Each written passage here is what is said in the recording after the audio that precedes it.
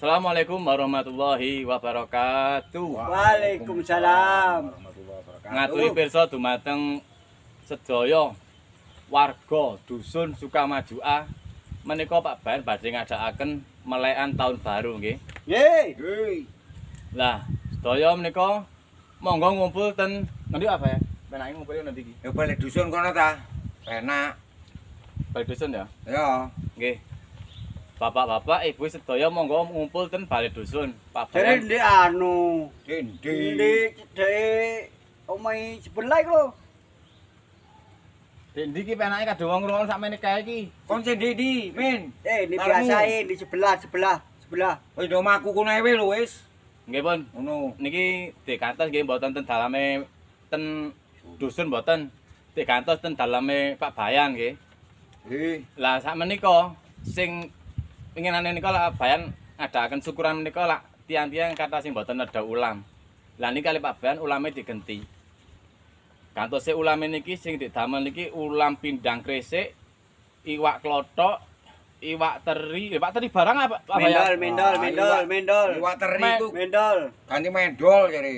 Wah, Mendol. Gimin. Mendol. nggih nggih Pun. Niki anu Pun. Lawe niki dikantos iwak pindang kali iwak klothok kali mendol ngono apa ya? Ya. Nggih. Sip. Nggih. Dados sedaya warga mboten sambeta panganan piyambak-piyambak nggih. Ya Mboten usah. gowo nu ngode dhewe. Lah jare disiapi Pak Bayan. Ya apa Pak Bayan dhewe iki?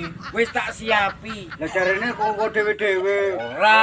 Kenae Iku kok anyene awakmu. Kodong-dong itu kono ke anu ke kano. Ono wis tak siap kabeh wis. Godhong sepi ono, godhong lumbu ya ono. Lho, iki apa sih iki?